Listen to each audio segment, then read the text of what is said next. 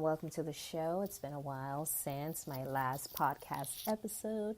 This is Tonya Taria, Goddess Talks, Goddess Thoughts from Freedom at the Crossroads, helping women everywhere look better, feel better without the pressure. For those of you who don't know me, I am a women's fit lifestyle coach and strategist, as well as an empowerment speaker for women. And I'm also a blogger. And today we're just going to be talking about skincare and you. Skincare in the context of self-love, self-care. I know, everybody is banding that word around, self-care, self-love, and what does it, without really knowing what it means. But for women, it's a very personal, intimate thing when skincare, just like food, it's also very, very culturally impacted as well. What do I mean by that? Well, I know where I come from in Nigeria, self-care and women's, skincare is huge and very personal and very cultural and filled with all these different nuances. Like in my part of the country, there's a practice called the fattening room, which is essentially preparing women for transitioning into a new phase in life, getting married, marriage, being a mother, preparing for children, bringing children into the family and things of that nature. And it's also educational as well as designed to uplift and really nourish and pamper women, young women, and women in general who are getting married and moving into that phase with a recognition that marriage and womanhood and all the strictures that society and culture puts on women, it's very stressful. And it's a recognition of that women, group of elderly women of knowledge and wisdom come together to pamper, educate, nourish, and infuse women with special treatments and really self-care and self-love and how to take care of your body, how to take care of your body before giving birth, how to take care of your body afterwards, how to prepare your body, for marriage and children and things of that nature. That's what we do when we do the fattening room. Now, that's just my area of the country.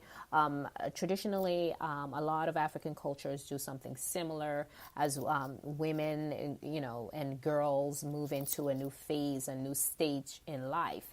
Now, that's not to say something similar doesn't happen in the Western world, but I'm not very familiar with that. I do, study that as, having a background in biological anthropology. I do recognize that different cultures have different practices related to self-care, but a lot of that has been lost, in media, in society, and trends right now. And then just, the industrialization process, a lot of that has been compounded and complicated and twisted.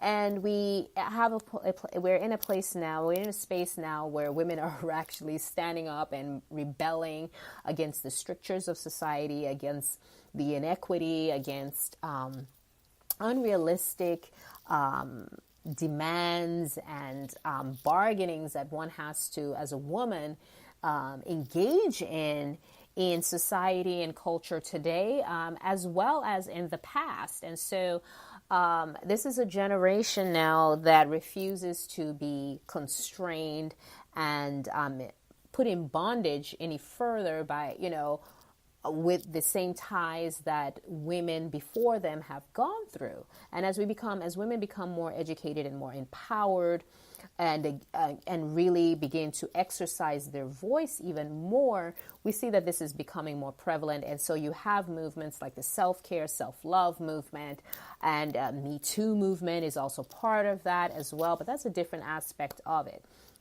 But today, when I'm talking about skincare and you, I am talking about refilling your cup, and refilling your cup in the context of your physical body and your skin and what that says about you, the health of your skin, the health of your body, on the physical, when people first encounter you, what you see when you look in the mirror, your skin that's over every part of you that sheathes the internal you.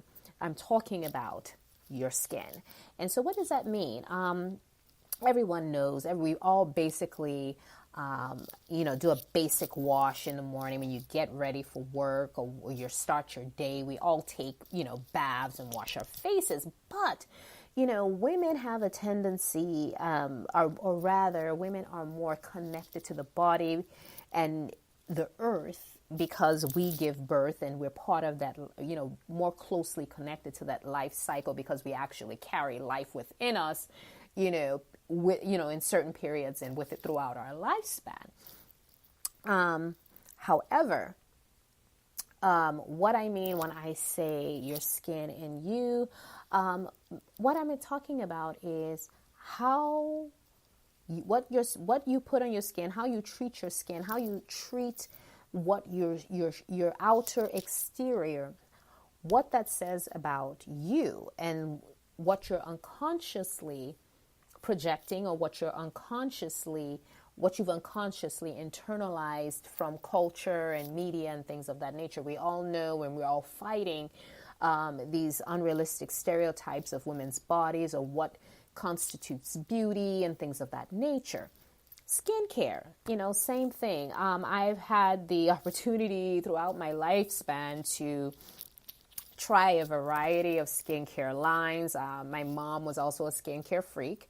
That's just a function of being a woman of color. A lot of women of color are very, very into skincare and, things that pertain to, the woman's body and, how that is expressed culturally. And so I had the opportunity to try a variety of skincare lines, and given my background also too in biological anthropology, studying other cultures and other trends in culture, I'm even more sensitive to skin, and skin care and the use of personal care items, culturally, cross-culturally rather, and what that reflects about that culture, what that particularly at a more contextual level, as a woman. And so when I say, what does your skincare say about you? I'm not kidding. Are you giving from a place of emptiness? Do you value yourself? Do you value the sheath that you are in that covers you? Do you feel worthy? Do you feel that you matter? That is all internalized in how you treat your skin. I've had colleagues, particularly I've also worked in healthcare, and I've encountered quite a few women, over the course of, working in healthcare that say, you know what, I don't have time. I don't have time to do all of that. I just, use soap and water and I'm fine. And, initially I used to accept that. But then when I began to think about it on a deeper level and make more observations and connect with future clients and, just talking with other women in general, it began to hit me that, oh my gosh, there is something really wrong here. There is something wrong when you don't have time for the things that you should. You don't have time to nourish yourself. You don't have time because if you look at it at its most basic level, what do you need to do? Even the animals in the animal kingdom give special time and attention. When you look at mammals and when you look at the great apes and things of that nature, when you look at them in nature, they spend a tremendous amount of time self-grooming. When you look at felines, they spend a lot of time self-grooming. So if animals and organisms at that level can expend that amount of time on something as simple as, seemingly simple as self-grooming, that's an important part of self-care. That's an important part of their survival.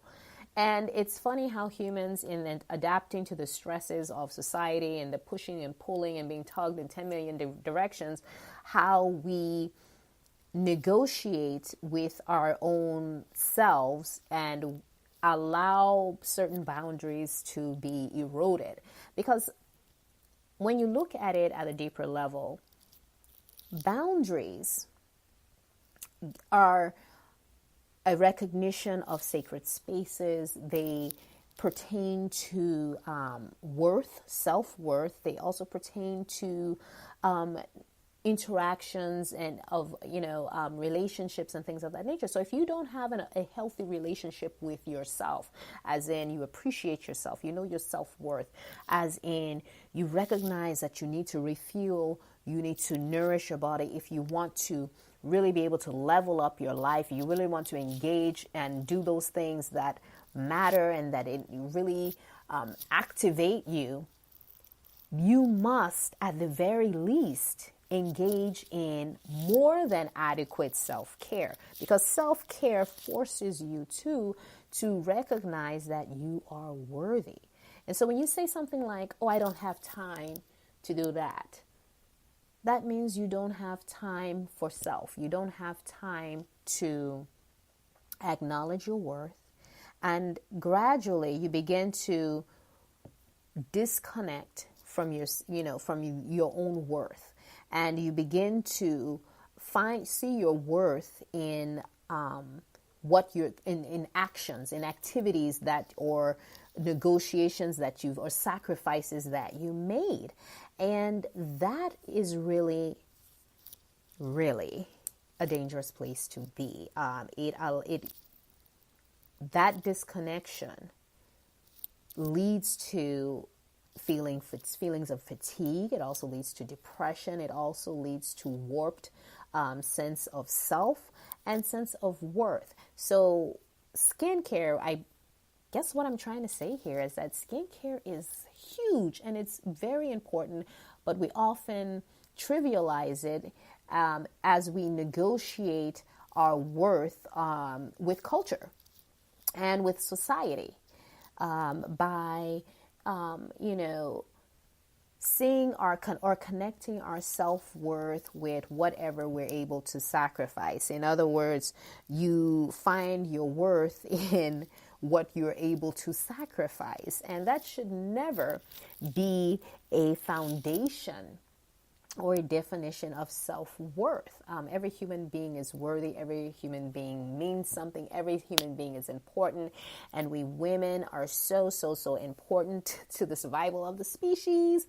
And we need to renew. So what's my basic message? We need to renew. We need to connect. We need to see ourselves as worthy, see ourselves as beautiful, see ourselves as beings and animals that require upkeep.